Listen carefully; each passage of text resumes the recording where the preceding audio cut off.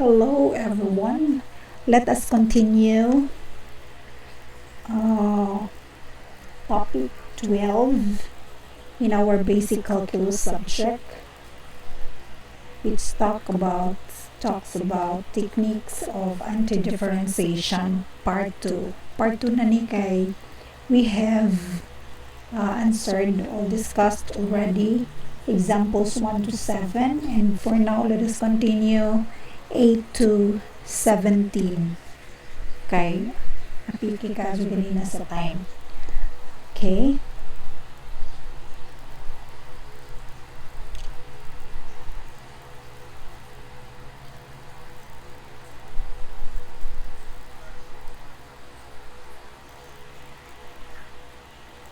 competency. At the end of the session, you are expected to compute the antiderivative of a function using substitution rule.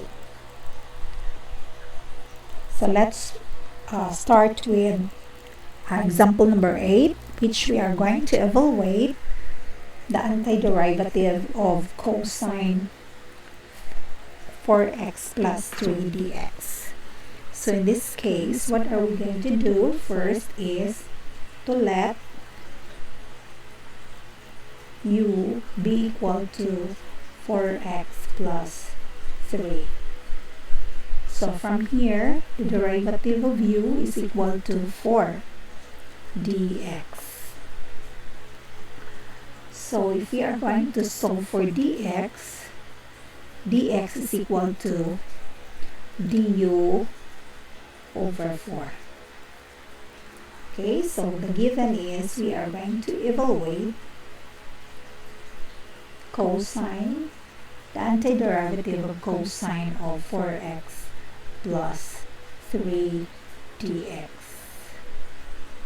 Okay, so since we let 4x plus 3 be equal to u, this would be the same as the antiderivative of cosine of u du over 4.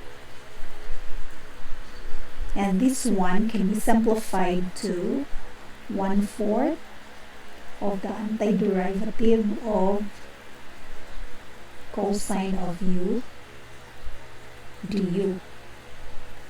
Okay, so the antiderivative of cosine of u is equal to sine of u, diba? So therefore, we can now have 1/4 sine of u plus c. And since since u is equal to 4x plus 3, therefore the final answer would be 1/4 sine of quantity 4x plus 3 plus c. Okay, take care. Number 9. We are going to evaluate the integral sine of x cosine of x dx. Okay, so in this case, we are going to let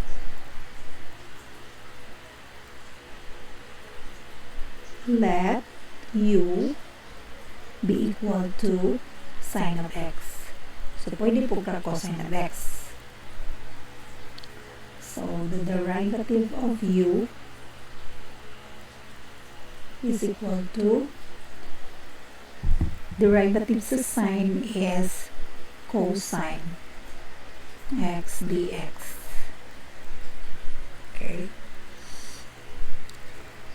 so therefore, replacing sine with u, so therefore it would be equal to the antiderivative of u, then cosine x dx is du.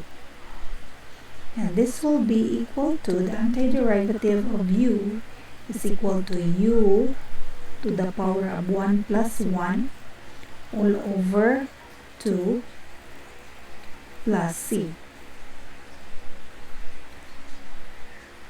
which is similar to u to the second power over 2 plus c. And since u is equal to sine x, thus your final answer would be sine squared x over 2 plus c. Okay? Number 10. Number 10 is we are going to find the antiderivative of e to the sine x cosine x dx. So in this case, we let u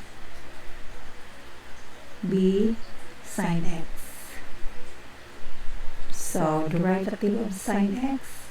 So du is the derivative of sine x or cosine x dx. Okay, so therefore we are going to replace sine x with u, so it becomes, the given becomes the antiderivative of e exponent u then du. So getting the antiderivative of e to the u, from the formula we have, e to the u is equal to e to the u plus c, which is the same as e to the sine x plus c. Okay? Okay. So we have another set of formulas stating that the antiderivative of tangent x dx is equal to the negative ln of the absolute value of cosine x plus c, or it is the same as ln of the absolute value of secant of u plus c. And the antiderivative of cotangent x dx is similar to ln of the absolute value of x sine x plus c. And number 3, the antiderivative of secant x dx is equal to ln absolute value of secant x plus tangent x plus c. Then the antiderivative of cosecant x dx is the same as ln of the absolute value of cosecant x minus cotangent x plus c. Okay? So number 11. We are going to evaluate the antiderivative of x to the fourth secant x to the fifth dx. So in this case, we are going to let x to the fifth be equal to u. So therefore, the derivative of u is equal to 5x to the fourth. Sakto ba? dx. Okay, then from here, kailangan may x to the fourth dx diha. So x to the fourth dx is equal to du over 5, dividing both sides by 5. Okay, so what will happen to the given? If we are going to substitute x to the fifth with u, ja, x to the fourth dx will be u over 5. So, ato sa naipormaha, this given can be written as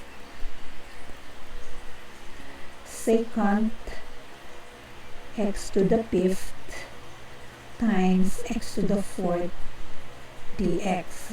Gibaylo ha, ikuha ni na ho, then gi-join silang duha. Okay, and this will be similar to second u times du over 5. Okay, which is similar to 1 over 5 antiderivative of second u du.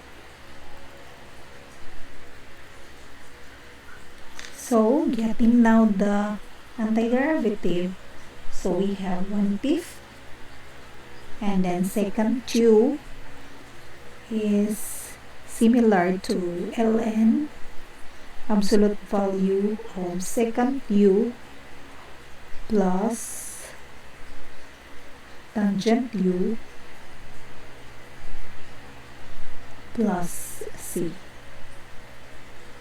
And this will be equal to 1/5 ln of the absolute value of second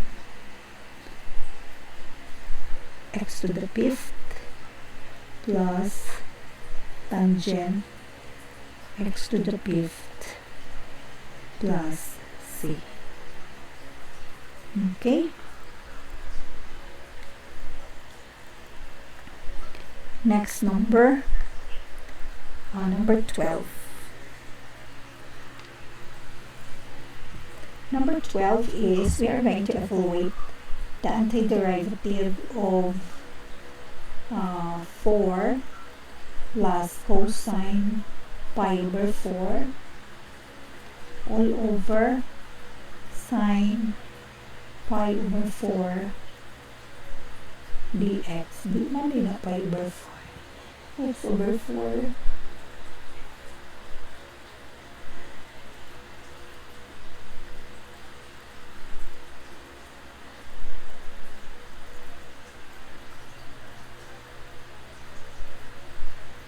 Okay, so in this case, we can let u be x over 4.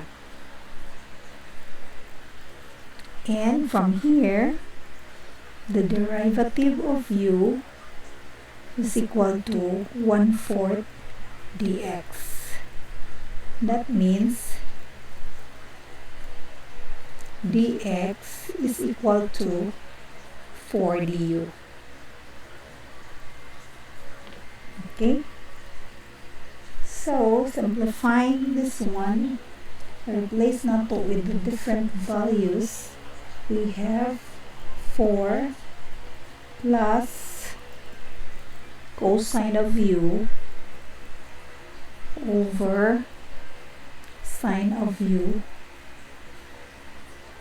4 du. Now this will be equal to 4 antiderivative of 4 over sine of u plus cosine of u over sine of u du. This is also similar to 4 quantity. 4 over sine of u is similar to 4 cosecant u plus cotangent u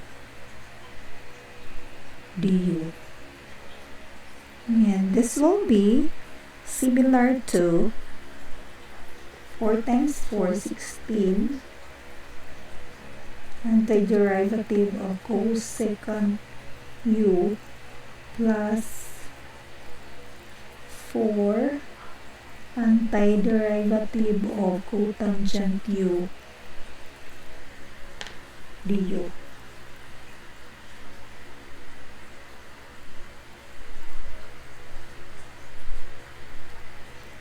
Okay, so for this one we have 16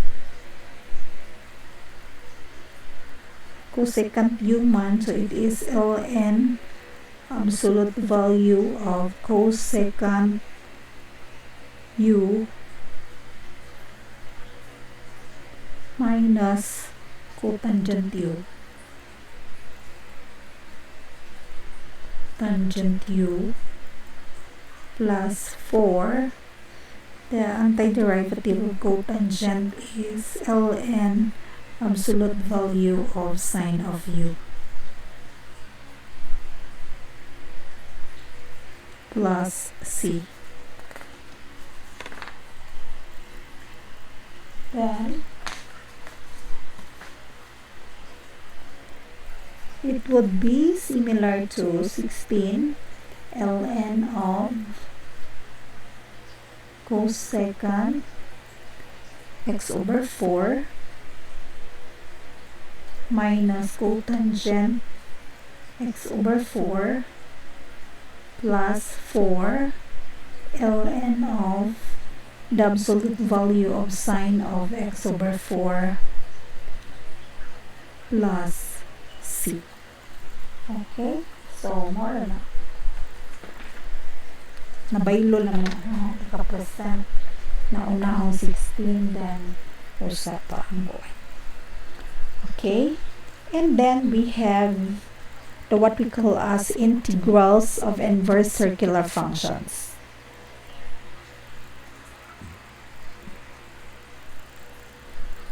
That the antiderivative of du over the square root of 1 minus u squared is the inverse of sine of u plus c.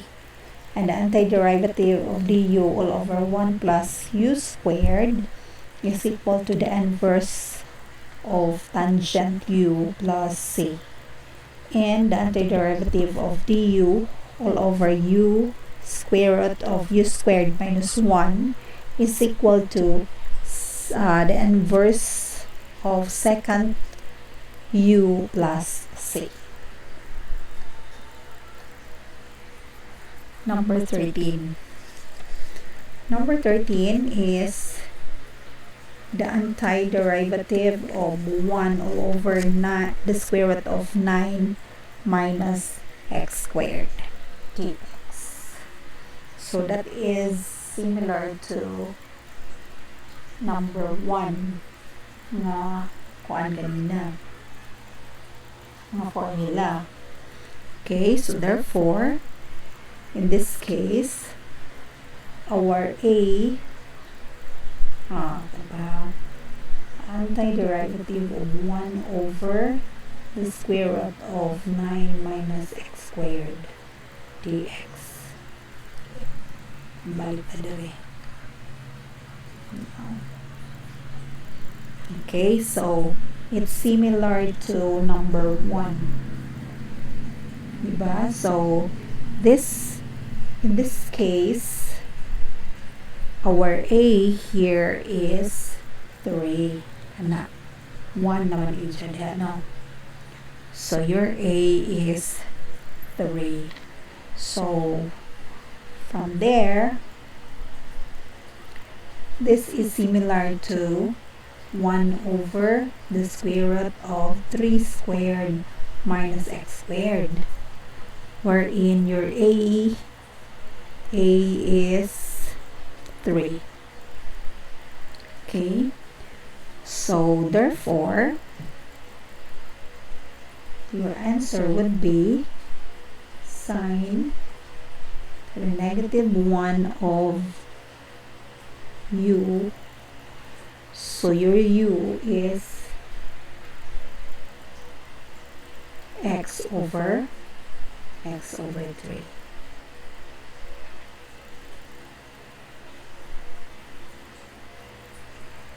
Then plus c. Okay? Kani x over square root niya muna imong gikuan. Okay, number 14. Number 14 is we are going to find the antiderivative of the x over 9x squared plus 36. In this case, we are going to let u be equal to 3x and your du is equal to 3dx, which means that 3 dividing both sides by 3, that means dx is equal to du over 3. Okay, so from here we can say that the given is equal to 1 over 9x squared plus 36 dx, which is the same as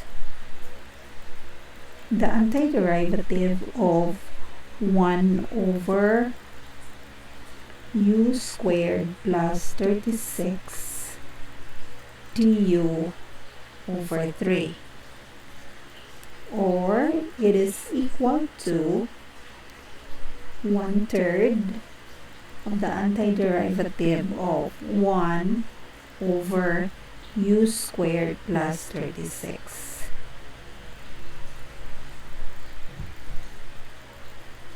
du. So in this case, ang imong a diha kay 6 kani siya. Ang imo pong x equals u. Using the formula, it would be 1/3 of the antiderivative of 1 over 6 tangent negative 1 of u over 6.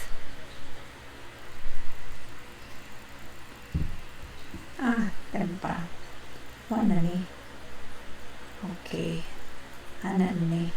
1/3 times na kay ato nang ikuha ang antiderivative.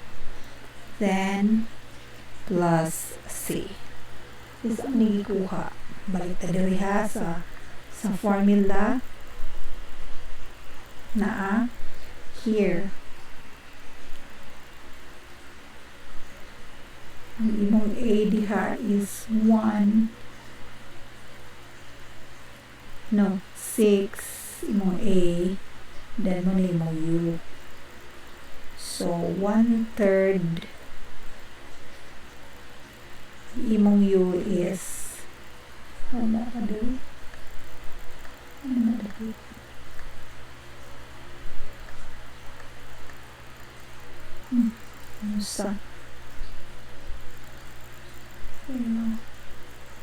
Okay. So, na siya. Nasa page 213 na ang i-apply ha. Nakalimot ko na page 213 kana nga formula. Wa din ho na copy. It says that in 3.2, the antiderivative of dx whole over a squared plus x squared. Ang formula is 1 over a tangent to the negative 1 of x over a plus c.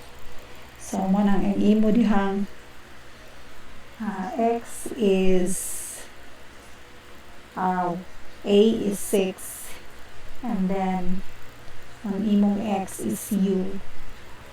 X over a man, x over a, so u over 6 plus c. And then, substitute na to. It should be equal to 1/3 of the quantity 1 over 6 tangent to the negative 1 of your u is 3x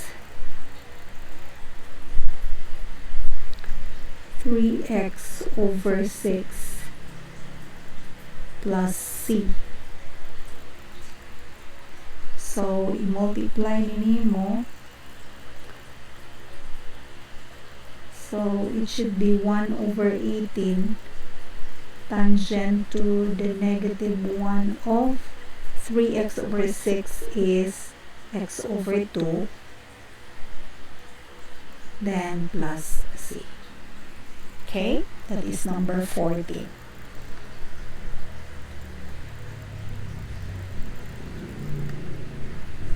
Okay, number 15. Number 15 is antiderivative of dx all over x ln of x square root of ln of x squared minus 9. That is 3.3 formula, application of 3.3 formula on page 213. So first thing to do is to let u be ln x. So from here, du is equal to 1 over x dx. So from the given, ato nang buwagon nga antiderivative of x ln x square root of quantity ln x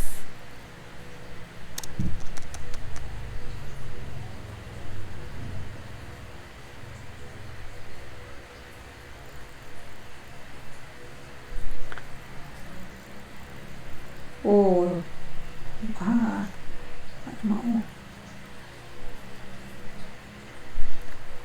1 over x ln x square root of ln x squared minus 9 dx. Okay, and this is similar to the antiderivative of 1 over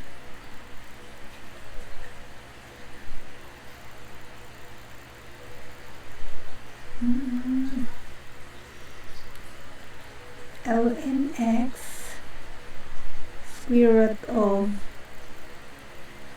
ln x squared minus 9 1 over x dx, so that it would be similar to 1 over u square root of u squared minus 9 du. So it would be similar to pareha na dito.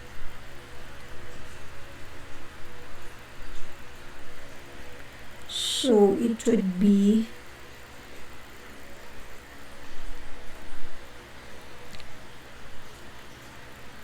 one-third kay 1 over a man, our a is 9.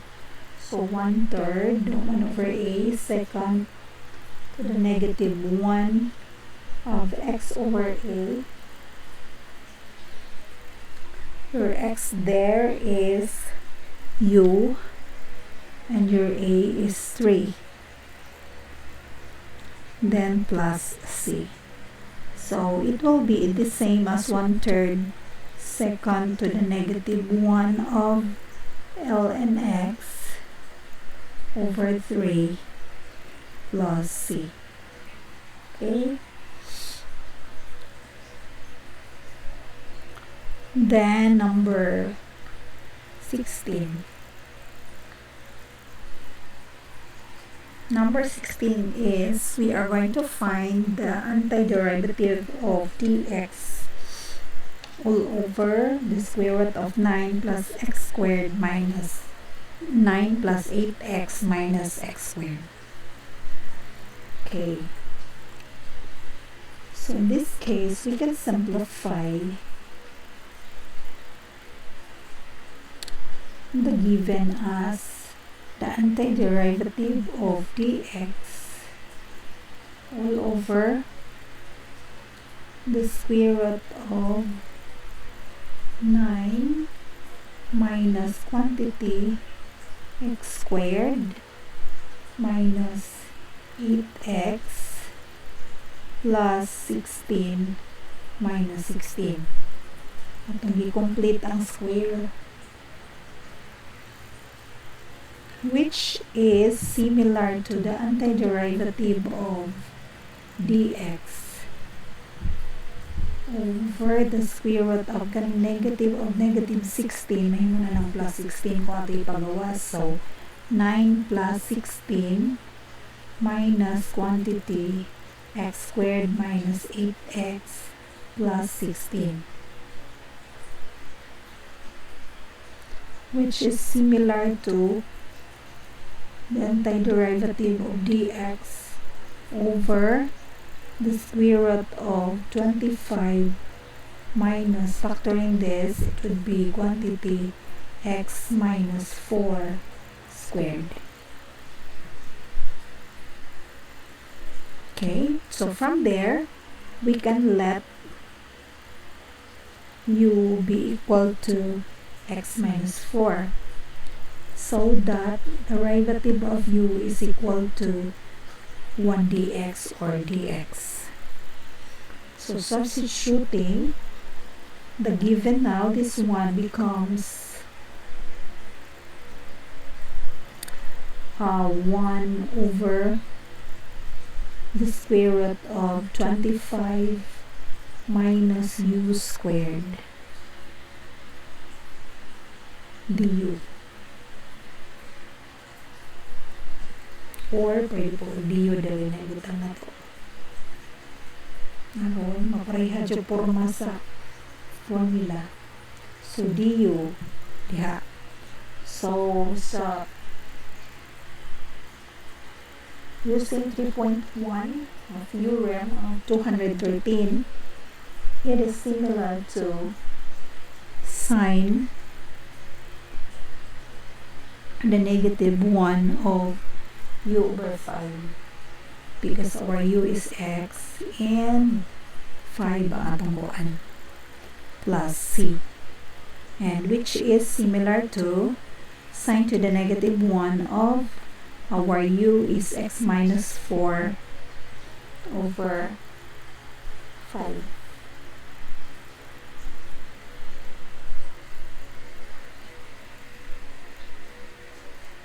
Plus c. Okay, and last one, number 17. Last but not the least, number 17 is, the given is the antiderivative of 18x plus 3 all over 9x squared plus 6x plus 2 dx. Okay, in this case, we'll let u be equal to 9x squared plus 6x plus 2, and the derivative of u is equal to 18x plus 6 dx.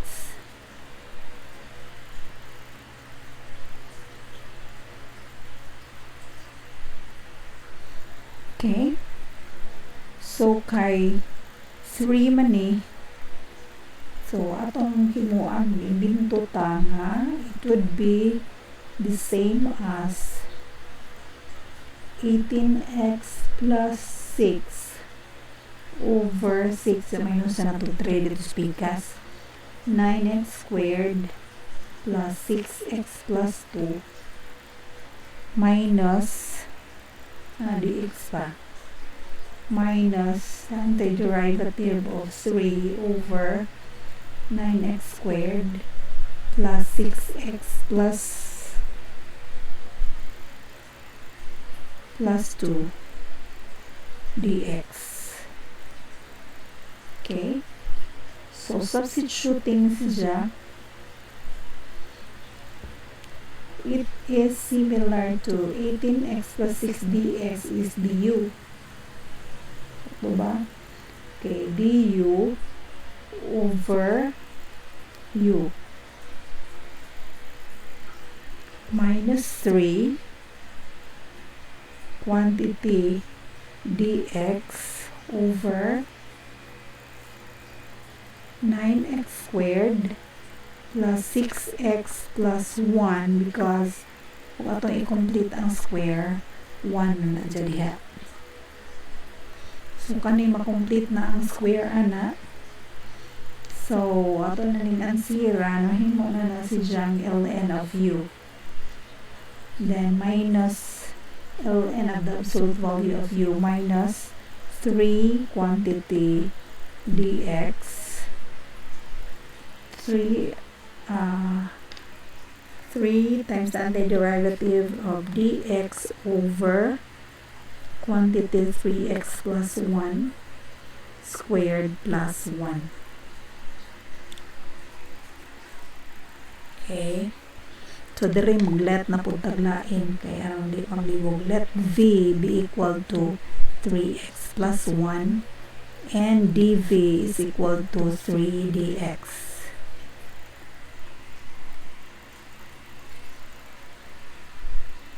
So, therefore, dx is equal to dv over 3. Okay. So, this will be ln of u, absolute value of u, minus 3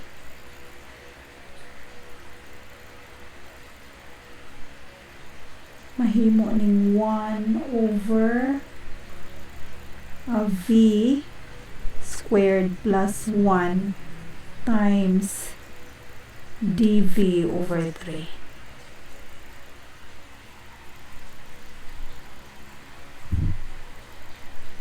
Okay, so we can cancel 3 and 3.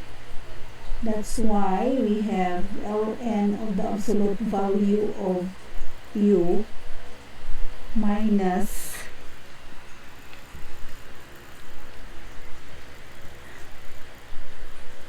ang kaning 1 over v squared plus 1 kay tangent to the negative 1 man ano. So the inverse of tangent of v plus c. Okay, so I substitute. The final answer would be ln of the absolute value of 9x squared plus 6x plus 2 then minus tangent to the negative 1 of 3x plus 1 plus c. Okay? So, that ends. So, I do hope sa kapag-asa mga solusyon na amin na mauhan dinhirata kutob. So, napaidaghang mga topic na aman mo i-kopya, no? Soft copy na ang send about sa atong learners materials na teaching materials na dito teacher's guide kan mo na naman tayo yung basihan. You can read that ug ganahan pa mo learn aron na may makatunan na magamit mo sa inyong college pohon. So if maura to, thank you, God bless everyone.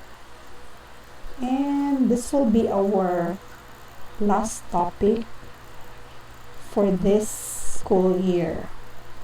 Hope to see you around. Makita ba kata? Magwa pa face to face. So, puhon magkita-kita ta. Thanks for being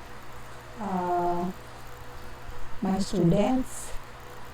So, continue sa inyong pagka naning tahay bitaw. Basta mo na to. God bless everyone. Bye-bye.